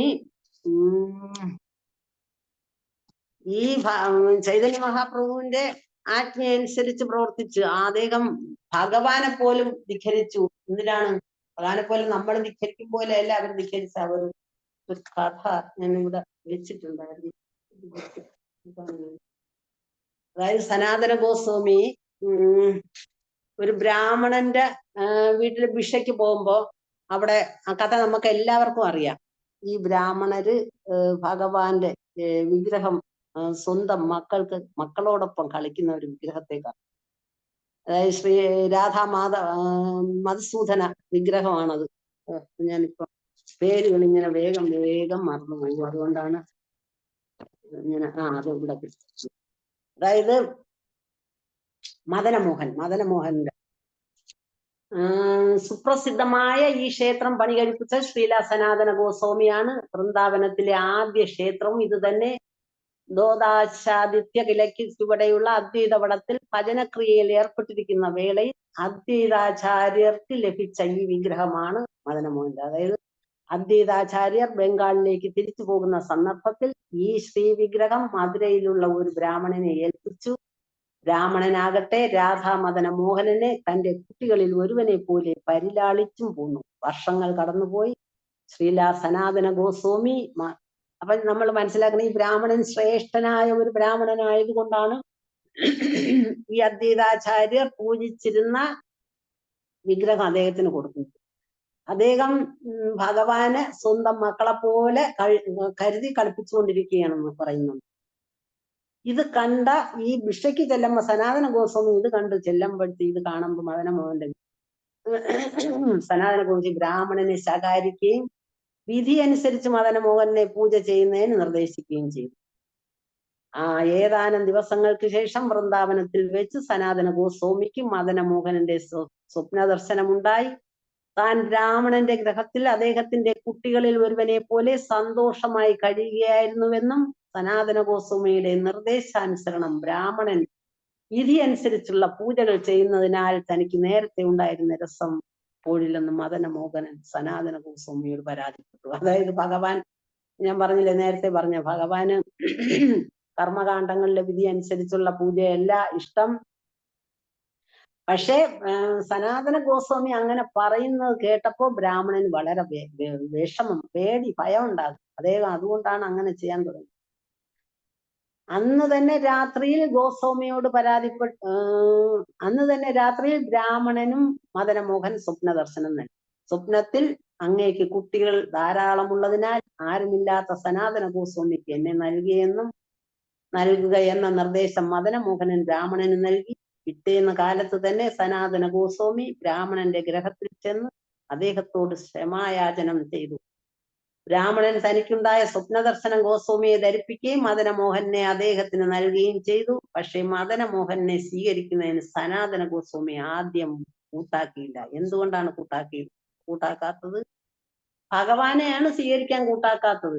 അതായത് ഈ ചൈതന്യ മഹാപ്രഭു ഭഗവാനാണ്. ചൈതന്യ മഹാപ്രഭു ധാരാളം സാധാരണ ജനങ്ങൾക്ക് വേണ്ടി ധാരാളം രചനകൾ രചിക്കാൻ പറഞ്ഞിരിക്കുന്നത്. അത് ചെയ്യണമെന്നും പറഞ്ഞിട്ടാണ് അദ്ദേഹം. പക്ഷേ മദനമോഹനെ സ്വീകരിക്കുന്നതിന് ആദ്യം കൂട്ടാക്കി മധുകരി എടുത്ത് കഴിയുന്ന തനിക്ക് മദനമോഹനന്റെ ആവശ്യങ്ങൾ നിറവേറ്റി കൊടുക്കുന്നതിന് ആകില്ല എന്ന ചിന്തയാണ് അങ്ങനെ അദ്ദേഹത്തെ കൊണ്ട് ചെയ്യിച്ചത്. അന്ന് രാത്രി സനാതന ഗോസ്വാമിക്ക് വീണ്ടും മദനമോഹനന്റെ ദർശനം ഉണ്ടായി. സനാതന ഗോസ്വാമി എന്ത് നൽകുന്നുവോ അത് താൻ സ്വീകരിച്ചു കൊള്ളാമെന്നും തൻ്റെതായ ആവശ്യങ്ങൾ ഒന്നും ഉന്നയിക്കില്ലെന്നുമാണ് മദനമോഹൻ സ്വപ്നത്തിൽ അറിയിച്ചത്.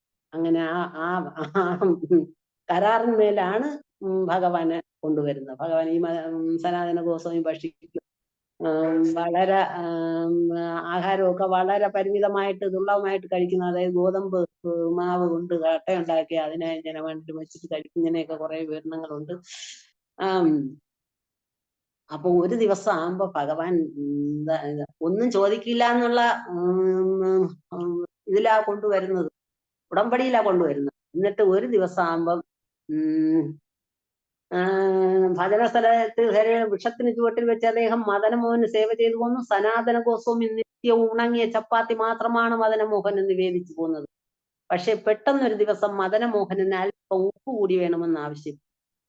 അപ്പൊ ഭഗവാൻ ആവശ്യപ്പെട്ടപ്പോ അദ്ദേഹം പറയുന്നു, ഇപ്പോൾ ഉപ്പ് ചോദിച്ചു നാളെ മധുര പലഹാരങ്ങൾ വേണമെന്നാവും എന്നോട് ആവശ്യപ്പെടുക. എനിക്ക് പ്രായമായിരിക്കുന്നു, ധാരാളം ഗ്രന്ഥങ്ങൾ ഇനി എഴുതുന്നതിന് അവശേഷിക്കുന്നു. അതുകൊണ്ട് നൽകുന്ന ഈ ഉണങ്ങിയ ചപ്പാത്തി കൊണ്ട് തന്നെ തൃപ്തിപ്പെടുക എന്ന മറുപടിയാണ് സനാതന ഗോസ്വാമി നൽകിയത്. അപ്പൊ ആ വിഗ്രഹം എന്നാണ് പറയുന്നത് ഭഗവാനാണ്. അദ്വൈതാചാര്യർ പൂജിച്ചിരുന്ന ആ ഭഗവാനും ഇവരിപ്പോ നമുക്ക് ഇതുപോലെയൊന്നും പറയാൻ പറ്റില്ല, നമ്മളിതുപോലെയൊന്നും ചെയ്യാനും ചിന്തിക്കുക പോലും ചെയ്യരുത്. അതായത് ബ്രജവാസികൾക്ക് ചപ്പലിട്ട് ഭക്ഷണം പാചകം ചെയ്യാം, അതേസമയം നമുക്ക് ഭഗവാന് ഭക്ഷണം പാകം ചെയ്യുമ്പോൾ ചപ്പലിട്ടപ്പോ ഓരോ സ്ഥലത്തെ ഓരോ ഭക്തന്മാരുടെ അവസ്ഥ അനുസരിച്ചുള്ളതാണ്. അങ്ങനെയാണ് ഈ മദനമോഹന ക്ഷേത്രം രൂപം കൊണ്ടത്. അങ്ങനെ ഇരിക്കെ ഒരു ദിവസം ധനികനായ ഒരു വ്യാപാരി 3 വലിയ പത്തേമാരികൾ നിറയെ ഉപ്പുമായി കച്ചവടത്തിന് മുൾത്താനിയിൽ നിന്നും ആഗ്രയിലേക്ക് പുറപ്പെട്ടു. യമുനയിലൂടെയുള്ള യാത്രയിൽ വൃന്ദാവനത്തിൽ കാളിയാഘട്ടിന് സമീപം എത്തിയപ്പോൾ 3 പത്തേമാരികളും മണൽ തിട്ടിൽ ഉറച്ചു നിൽക്കുകയും യാത്ര തുടരുന്നത് സാധ്യമല്ലാതെയും വന്നു. വ്യാപാരി കരക്കിറങ്ങി സഹായത്തിന് മാർഗം തേടി. തത്സമയം മദനമോഹൻ അതിസുന്ദരനായ ഒരു ഗോപബാലന്റെ രൂപത്തിൽ അവിടെ ആർഭവിച്ചു. എന്നിട്ട് വ്യാപാരിയുടെ സമീപം ചെന്ന് ദോദാശിത്യകിലയിലുള്ള സനാതന ഗോസ്വാമിയോട് സഹായം തേടുന്നതിന് നിർദ്ദേശിച്ചു. അവിടെ എത്തിച്ചേർന്ന വ്യാപാരി അവിടെ ഭജനക്രിയയിൽ മുഴുകിയിരിക്കുന്ന സനാതന ഗോസ്വാമിയെ കണ്ടു. അദ്ദേഹത്തെ വണങ്ങിയിട്ട് തന്റെ യാത്രയ്ക്കുണ്ടായ തടസ്സം മാറിക്കിട്ടുന്നതിന് സനാതന ഗോസ്വാമിയോട് പ്രാർത്ഥിച്ചു. സനാതന ഗോസ്വാമി ആകട്ടെ മദനമോഹനോട് നിവേദനം ചെയ്യുന്നതിന് അദ്ദേഹത്തെ ഉപദേശിച്ചു. വ്യാപാരി മദനമോഹനോട് പ്രാർത്ഥന ചെയ്ത ഉടനെ കനത്ത മഴയും കാറ്റും സംഭവിച്ചു. കോരിച്ചൊരിഞ്ഞ മഴയിൽ യമുനയിലെ ജലനിരപ്പ് വളരെ ഉയരുകയും മണൽത്തിട്ടൽ ഉറച്ചുപോയ 3 പായ് വഞ്ചികളും അനായാസേന ഇളകി യാത്രയ്ക്ക് സജ്ജമാവുകയും ചെയ്തു.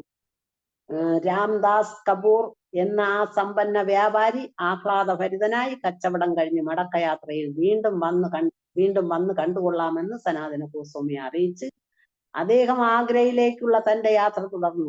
മുൻ വർഷങ്ങളിൽ നിന്നും വ്യത്യസ്തമായി അത്തവണ രാംദാസിന് തന്റെ കച്ചവട സാധനങ്ങൾ വളരെ വേഗം 3 ഇരട്ടി ലാഭത്തിൽ വിറ്റഴിക്കുന്നതിന് സാധിച്ചു. തനിക്ക് ലഭിച്ചതായ ലാഭത്തുക മുഴുവൻ അദ്ദേഹം സനാതന ഗോസ്വാമിയുടെ കാൽക്കൽ കൊണ്ടുവന്ന് സമർപ്പിച്ചു. ആ തുക കൊണ്ട് മദനമോഹൻ ഒരു മനോഹര ക്ഷേത്രം നിർമ്മിക്കുന്നതിന് സനാതന ഗോസ്വാമി രാംദാസ് കപൂറിനോട് ആവശ്യപ്പെടുകയും അദ്ദേഹം അപ്രകാരം അതിമനോഹരമായ ഒരു ക്ഷേത്രം രാധാ മദനമോഹന് വേണ്ടി നിർമ്മിക്കുകയും ചെയ്തു. അതാണ് സുപ്രസിദ്ധമായ രാധാ മദനമോഹന ക്ഷേത്രം. അപ്പോ ഈ മദനമോഹന ക്ഷേത്രം ഉണ്ടാക്കാൻ ഭഗവാൻ തന്നെ കാരണമായി. ഭഗവാൻ തന്നെയാണ് സനാതന ഗോസ്വാമിയോട് കൊണ്ട് ചെയ്യിച്ചത്. ഇതെല്ലാം നമുക്കത് കഥ വായിച്ചാൽ മനസ്സിലായില്ല. ഞാൻ വായിക്കുന്നത് എന്തെന്ന് വെച്ചാൽ പറഞ്ഞു വരുമ്പോ എഴഞ്ഞ് ഞാൻ ഇങ്ങനെ പറ്റും. അതുകൊണ്ടാണ് വായിച്ചു പറയുന്നത്. അപ്പൊ എല്ലാവർക്കും മനസ്സിലായില്ല. അപ്പൊ അവരൊക്കെ നമ്മൾക്ക് വേണ്ടി ഈ ഷഡ്ഗോസ്വാമിമാര് എന്തെല്ലാം എഫേർട്ട് എടുത്തിരുന്നെന്നുള്ളത് നമ്മൾ മനസ്സിലാക്കണം. അതുപോലെ തന്നെ ഒരു രൂപഗോസ്വാമിയുടെ നമുക്ക് നന്നായിട്ട് അറിയാൻ വേണ്ടി സനാതന ഗോസ്വാമിയുടെ ഒരുപാട് കൃതികൾ ചൈതന്യ ചരിതാമൃതത്തിൽ ധാരാളം പറയുന്നുണ്ട്. സമയം തീർന്നു പോയുണ്ട്. അതായത് രഘുനാഥദാസ ഗോസ്വാമി ശ്രീ വിലാപ കുസുമ മഞ്ജരി എന്നും പറഞ്ഞൊരു ശ്ലോകമുണ്ട്. അത് രാധാറാണിയെ പറ്റി എഴുതുന്നതാണ്. നമ്മൾ അത് നന്നായിട്ട് അത് വായിക്കുമ്പോ എന്ത് നല്ല ഭക്തിയോട്. അതുപോലെ എത്ര രൂപഗോസ്വാമിയുടേത് അറിയാലോ. രൂപഗോസ്വാമി അതായത് ഞാനൊന്ന് അവരൊക്കെ ഷഡ്ഗോസ്വാമിമാർ, അവരെ പറ്റി നമ്മൾ വർണ്ണിക്കേണ്ട ആവശ്യമില്ല. എന്നാൽ പോലും ഒരിക്കൽ ഈ ദിഗ്വിജയം വേദ പഠനത്തിന് ഇങ്ങനെ വേദശാസ്ത്രങ്ങൾ ചൊല്ലുന്ന ഒരു ദിഗ്വിജയി വന്നിട്ട്, അപ്പൊ ഈ സനാതന ഗോസ്വാമി ആരോ പറയുന്നുണ്ട്, ഇങ്ങനെ ഞങ്ങളുടെ നേതാവായ രൂപഗോസ്വാമിയോട് നിങ്ങൾ വാഗ്വാദം ചെയ്യണം, വേദഗ്രന്ഥങ്ങളുടെ വാഗ്വാദം ചെയ്യണമെന്ന് പറയാം. അങ്ങനെ അവിടെ ചെല്ലുമ്പോ രൂപഗോസ്വാമി എനിക്കൊന്നും അറിയില്ല എന്ന് പറയും. അപ്പൊ ഇദ്ദേഹം വന്നിട്ട് മത്സരത്തിൽ തോറ്റിരിക്കുന്നു. അപ്പൊ സനാതന ഗോസ്വാമി അങ്ങനെ എല്ലാം എന്നൊക്കെ പറഞ്ഞ് തർക്കിച്ച് അവരുമായിട്ട് വാഗ്വാദം ചെയ്യുന്നുണ്ട്. അപ്പൊ രൂപഗോസ്വാമി ഇത് അറിഞ്ഞിട്ട്, ഞാൻ ഇതിനു മുമ്പ് പറഞ്ഞു, രൂപഗോസ്വാമി ഇത് അറിഞ്ഞിട്ട് പറയുന്നുണ്ട്, സനാതന നിനക്ക് ഇനി വൃന്ദാവനത്തിൽ നിൽക്കാൻ യോഗ്യതയില്ല. അതായത് ഇങ്ങനെ നമ്മുടെ അതായത് മതമത്സരാദികൾ മനസ്സിൽ തൊടാതെ ഭഗവാന്റെ അടുത്ത് സമീപിക്കുന്നത്. അപ്പൊ ആ ഭഗവാന്റെ ഭക്തന്മാർക്ക് ആ ക്വാളിറ്റി എല്ലാം ഉണ്ടായിരിക്കണം. ഇതൊക്കെ പറയുന്ന ശ്ലോകങ്ങളാണ്. സമയം കഴിഞ്ഞു എന്ന് തോന്നുന്നു. ഹരേ കൃഷ്ണ.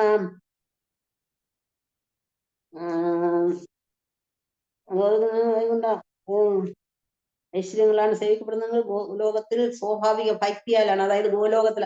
പക്ഷെ വൈകുണ്ഠത്തിൽ ഭഗവാൻ അളവറ്റ ഐശ്വര്യങ്ങളാലാണ് സേവിക്കപ്പെടുന്നതെങ്കിൽ വൈകുണ്ഠത്തിൽ ഭഗവാൻ അളവറ്റ ഐശ്വര്യങ്ങളാലാണ് സേവിക്കപ്പെടുന്നതെങ്കിൽ ഗോലോകത്തിൽ സ്വാഭാവിക ഭക്തിയാലാണ് അദ്ദേഹം സേവിതനാകുന്നത്. അപ്പൊ ഞാനൊരു കഥ ഇതിനകത്ത് കേട്ടിട്ടുണ്ട്. വൈകുണ്ഠത്തിൽ അളവറ്റ, അതായത് നമുക്കറിയാം ഭഗവാൻ എത്രമാത്രം ഐശ്വര്യത്തിലൊക്കെയാണ് ജീവിക്കുന്നത്. വൈകുണ്ഠം ലക്ഷ്മി ദേവിയാണ്, അതേസമയം ഗോലോകത്ത് രാധാറാണിയാണ്. ഐശ്വര്യ ദേവതയായ ലക്ഷ്മി ദേവിയാണ് വൈകുണ്ഠത്തിൽ ഐശ്വര്യങ്ങളാലാണ് സേവിക്കപ്പെടുന്നത്. അതേസമയം ഗോലോകത്തിൽ സ്വാഭാവിക ഭക്തിയാലാണ് അദ്ദേഹം സേവന. ഞാനൊരു കഥ ഇനിയും കുറെ കൂടെ ഉണ്ടല്ലേ, ഞാൻ നോക്കിയില്ലായിരുന്നു. ഭഗവാന്റെ പരിശുദ്ധ ഭക്തന്മാരുമായുള്ള സഹവാസത്താൽ ഭഗവത് ഭക്തി ഉണരും. ഇവിടെ പാർത്ഥാസ്ത്രഭൂത എന്ന പദം അനർത്ഥമാണ്. കുരുക്ഷേത്ര യുദ്ധക്കളത്തിൽ ഭഗവാന്റെ മനോഹരമായ മുഖം ദർശിച്ചവർ ആദ്യം പരിശുദ്ധീകരിക്കപ്പെട്ടത്. ആ ശ്ലോകം ഞാൻ പറഞ്ഞു കഴിഞ്ഞു. അർജുനന്റെ അമ്പുകൾ കൊണ്ടുള്ള ആക്രമണത്താലാണ് ലോകത്തിന്റെ ദുരിതഭാരം ലഘൂകരിക്കുക എന്ന ലക്ഷ്യം നിറവേറ്റാനായിരുന്നു ഭഗവാൻ പ്രത്യക്ഷപ്പെട്ടത്. അതായത് ഭഗവാൻ പ്രത്യക്ഷപ്പെടുന്നത് 2 കാരണത്താലാണ്. ഭക്തനെ രക്ഷിക്കാനും ദുഷ്ടന്മാരെ നിഗ്രഹിക്കാനുമാണ്. ഭഗവാൻ അർജുനൻ യുദ്ധം ചെയ്യുക വഴി തന്റെ ഭാഗത്തു നിന്നുള്ള സഹായം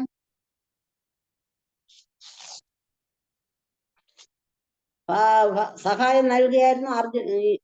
അർജുനൻ യുദ്ധം ചെയ്യുകയില്ലെന്ന് വ്യക്തിപരമായി നിലപെടുത്തു. ഭഗവത്ഗീത അർജുനന് നൽകിയ മുഴുവൻ നിർദ്ദേശങ്ങളും അദ്ദേഹത്തെ യുദ്ധത്തിൽ മുഴിയിക്കാൻ വേണ്ടിയുള്ളതായിരുന്നു. ഭഗവാന്റെ പരിശുദ്ധ ഭക്തൻ എന്ന നിലയ്ക്ക് അർജുനൻ സ്വയം എടുത്ത തീരുമാനത്തിന്റെ മുൻഗണനയിൽ തന്നെ യുദ്ധം ചെയ്യാമെന്ന് സമ്മതിച്ചു. അതായത് ഭഗവാന്റെ എല്ലാം കേൾക്കുമ്പോൾ ഞാൻ പറഞ്ഞത് നേരത്തെ ഞാൻ പറഞ്ഞു കഴിഞ്ഞിരുന്നു, വായിച്ചില്ലെങ്കിൽ. അപ്പൊ എല്ലാം കേട്ട് കഴിഞ്ഞപ്പോ അർജുനൻ പറയും, ശരി, എനിക്ക് ഓർമ്മ വന്നു എന്നാ പറയുന്നത്. അതായത് എനിക്കും നിനക്കും എത്ര ജന്മം ഭഗവാന്റെ. അങ്ങനെ ലോകത്തിന്റെ ദുരിതഭാരം കുറയ്ക്കുക എന്ന ഭഗവാന്റെ ലക്ഷ്യത്തെ സഹായിക്കാൻ അർജുനൻ യുദ്ധം ചെയ്തു. ഒരു പരിശുദ്ധ ഭക്തന് തന്റെ വ്യക്തിപരമായ താല്പര്യത്തിന് വേണ്ടി ഒന്നും ചെയ്യാനില്ലാത്തതിനാൽ അദ്ദേഹത്തിന്റെ എല്ലാ പ്രവർത്തനങ്ങളും ഭഗവാന് വേണ്ടി ഉള്ളതായിരിക്കും. അർജുനന്റെ നിഗ്രഹം ഭഗവാന്റെ നിഗ്രഹം പോലെ തന്നെ നല്ലതായിരുന്നു. അർജുനൻ ഒരു ശത്രുവിന് നേരെ ശരം തൊടുക്കുമ്പോൾ തന്നെ അയാൾ ഭൗതികമായ എല്ലാ മാലിന്യങ്ങളിൽ നിന്നും പരിശുദ്ധനാക്കപ്പെട്ട് ആത്മീയാകാശത്തിലേക്ക് മാറ്റപ്പെടാൻ യോഗ്യനാകുമായിരുന്നു. ഭഗവാന്റെ പാദപങ്കജങ്ങളെ പ്രകീർത്തിക്കുകയും മുഖം ദർശിക്കുകയും ചെയ്ത ആ യോദ്ധാക്കളിൽ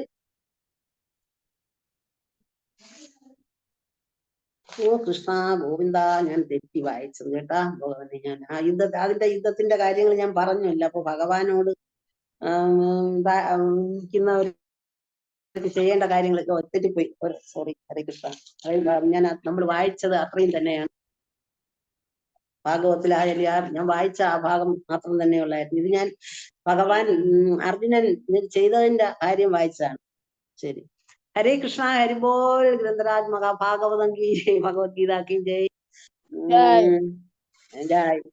കുറെ അതായത് ആസൂത്രണം ചെയ്യുകയും ധർമ്മശാസ്ത്ര ശ്രീമദ് ഭാഗവതം പോലുള്ള മറ്റാധികാരിക ധർമ്മശാസ്ത്ര എന്താണെന്ന് ആസൂത്രണം ചെയ്യുകയും ചെയ്തു. അതുവരെ തന്നെയായിരുന്നു എനിക്കുള്ളത്. ഞാൻ ഭാഗവത്തിന്റെ ഇത് കൂടെ കുറെ വായിച്ചു. കുഴപ്പമില്ല. ഹരേ കൃഷ്ണ. ഹരിബോൽ. എല്ലാവർക്കും എന്റെ പ്രണാമം. ഞാൻ ഒരുപാട് ഓർമ്മ പശകുള്ള ആളാണെന്ന് ഞാൻ ഇതിനു മുമ്പേ പറഞ്ഞിട്ടുണ്ട്. അതുകൊണ്ട് കുറച്ച് നന്നായിരുന്നു മാജി. ഹരേ കൃഷ്ണ. ഹരേ കൃഷ്ണ. ഹരിബോൽ. ഹരിബോൽ. ഹരേ കൃഷ്ണ.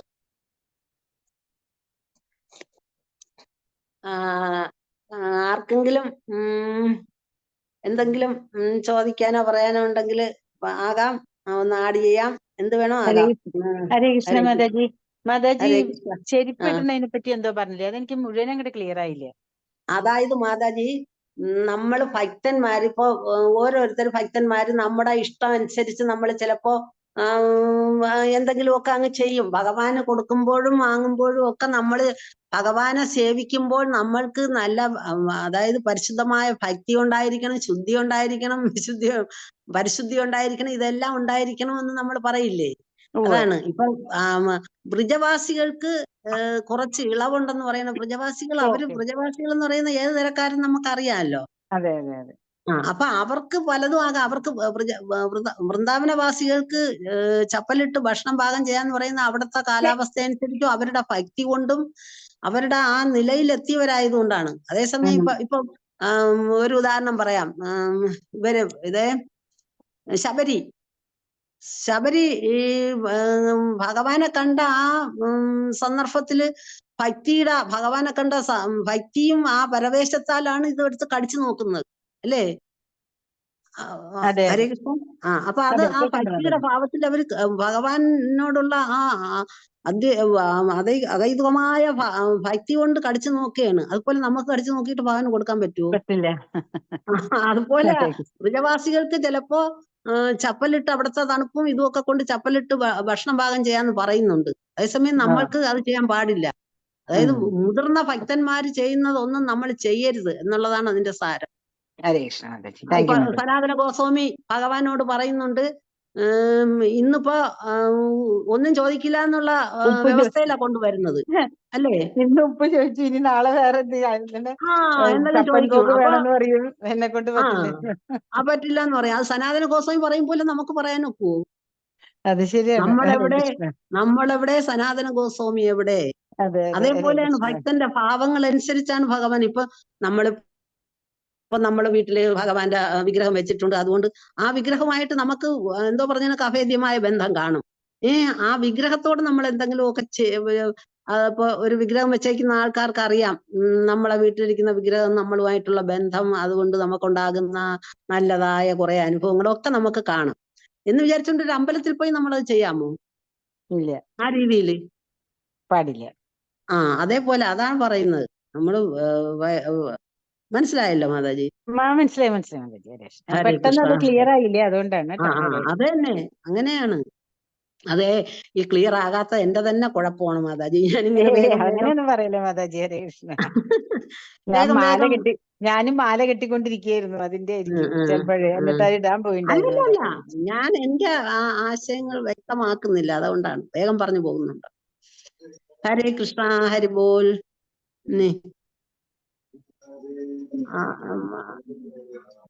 ഹരേ കൃഷ്ണ മാജി, വളരെ മനോഹരമായ ക്ലാസ് മാജി, വളരെ സന്തോഷം മാജി. ഒരു കഥ ഒന്ന് വ്യക്തമാക്കണം. ഒരു പരുന്ത് പാമ്പിനെ കൊണ്ടുപോയ കഥ ഉണ്ടല്ലോ, അതെന്താന്നറിയാം പ്രഭു? അതായത് ഒരു രാജ്യത്ത് ധർമ്മിഷ്ഠനായ ഒരു രാജാവ് ഉണ്ടായിരുന്നു. ആ രാജാവ് രാജ്ഞിയും എല്ലാവർക്കും ദാനം ചെയ്യുന്ന ആളായിരുന്നു. അപ്പൊ ഒരു സന്യാസി ഒരു മരച്ചുവട്ടിൽ വന്നിരുന്ന്, അത് 2-3 രീതിയിൽ പറയുന്നുണ്ട്. സന്യാസി മരച്ചുവട്ടിലിരുന്ന് ഇങ്ങനെ ആഹാരം ഒന്നും ഇല്ലാതെ ഇരുന്ന് വിഷമിച്ചിരിക്കുമ്പോ ഈ രാജാവ് ഇത് അറിഞ്ഞിട്ട് ഇദ്ദേഹത്തിന് ആഹാരം കൊടുത്തു വിടുകയാണെന്ന് ഒരു വശത്ത് ഒരു ഭാഗത്ത് പറയുന്നുണ്ട്. അപ്പൊ ഇത് വാങ്ങിച്ച് ഇദ്ദേഹം അത് അവിടെ വെച്ചിട്ട് ഇരിക്കുമ്പോഴാണ് മുകളിൽ കൂടെ ഗരുഡൻ പാമ്പിനെയും കൊണ്ട് പോകുന്നത്. അപ്പൊ അത്ര സന്തോഷമായിട്ട് ഇദ്ദേഹത്തിന് വിളിച്ച് ദാനം കൊടുക്കുന്നത് പോലെ ഭക്ഷണം കൊടുക്കുകയാണ്. വളരെ നിറഞ്ഞ മനസ്സോടെയാണ് കൊടുക്കുന്നത് അദ്ദേഹം. അത് ഇങ്ങനെ ആ പാമ്പിന്റെ വായിൽ നിന്ന് വിഷം വീഴുന്നത് ഈ ഭക്ഷണത്തിൽ വീഴും. ഇത് സന്യാസി അറിയാതെ ഈ ഭക്ഷണം കഴിക്കും. ഭക്ഷണം കഴിക്കുമ്പോ സന്യാസിക്ക് മരണം സംഭവിച്ചു. അപ്പോഴിങ്ങനെ യമദേവൻ ഇത് ആർക്ക് കൊടുക്കും എന്നിട്ട് ഒടുവിൽ യമദേവൻ ഇങ്ങനെ എല്ലാവരെയും വിടുമെന്ന് പറയും. ഇത് എന്താ സംഭവിച്ച? വാസ്തവത്തില് രാജാവും രാജ്ഞിയും വളരെ സന്തോഷമായിട്ടാണ് ഈ ഭക്ഷണം കൊടുക്കുന്നത്. പക്ഷെ ആ കർമ്മഫലത്തിൻ്റെത് പറയുന്നത്. അവസാനം ഇങ്ങനെ എല്ലാവരും രാജാവിനെ പറയും, യമരാജൻ ഇങ്ങനെ എത്രയേ ആൾക്കാരെ വിടുമെന്നാണ് ഇത് അന്വേഷിച്ചിട്ട് വരാൻ. അപ്പൊ രാജാവ് വളരെ വാസ്തവത്തിൽ ദയാശീലനായ നല്ല രാജാവായിരുന്നെങ്കിൽ ഈ അബദ്ധം പറ്റിപ്പോയി. അവസാനം ചോദിക്കുക ഇത് കർമ്മ ആർക്കും. അപ്പൊ ഇങ്ങനെ ആൾക്കാരുടെ നാവ്, നമ്മുടെ ചിത്രഗുപ്തരുടെ അട്ടയുടെ കഥ അറിയാമല്ലോ. അപ്പൊ ഇങ്ങനെ പറയുമ്പോ ആർക്കെങ്കിലും ഒക്കെ കൊടുക്കും, ഈ കർമ്മം ആർക്കെങ്കിലും ഒക്കെ ഭാഗിച്ചു കൊടുക്കും. അപ്പൊ ഇങ്ങനെ വരുമ്പോ ഒരാള് വരുമ്പോ ചോദിക്കും, രാജാവിന്റെ സ്ഥലം ചോദിക്കുമ്പോ ഈ ഒരു വൃദ്ധയായ സ്ത്രീ അവിടെ ഇരുന്നിട്ട് പറയും, ആ സന്യാസിയെ കൊന്ന രാജാവാണോ എന്ന് ചോദിക്കും. അപ്പോഴ് കർമ്മം അങ്ങോട്ട് പോകുമെന്ന് പറയും. അതാണ് ആ കഥ അറിയില്ലായിരുന്ന പ്രഭുജിക്ക്? അത് നല്ല. ഹരേ കൃഷ്ണ, ഹരേ കൃഷ്ണ.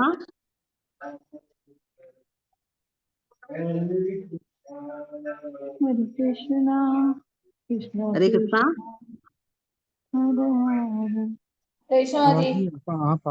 കേട്ടായിരുന്നോ കഥ? ഹരേ കൃഷ്ണ. എന്നാ ഹലോ മാതാജി, ഹരേ കൃഷ്ണ മാതാജി. അപ്പൊ ആ വൃദ്ധയ്ക്കാണോ പറയണം? മാതാജി, അത് വന്നിട്ട് പ്രജൽപ പറയാൻ പാടില്ല എന്ന് പറയുന്നതിന്റെ ഒരു എക്സാമ്പിൾ അല്ലേ മാതാജി അത്? അതെ. അവരില്ല എന്നിട്ട് ഇങ്ങനെ പറഞ്ഞപ്പോ ആ കർമ്മം വരുന്നതും പോകുന്നതുമായ വഴികളെ പറ്റി പറയുന്ന ഒരു കഥയാണത്. നമ്മളെ കർമ്മം, അതായത് കർമ്മഫലത്തെ പറ്റി പറയുന്നുണ്ടോ? മനസ്സിലായില്ലേ പ്രഭു?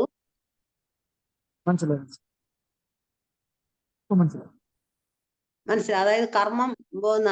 അപ്പൊ ഇത് ഒന്നും അറിയാതെയാണ് പറഞ്ഞത്. ആ വൃദ്ധ സ്ത്രീ കർമ്മം അവർക്ക് കൊടുക്കുന്നുണ്ടോന്ന് പറയും. ഹരേ കൃഷ്ണ. മാതാജി,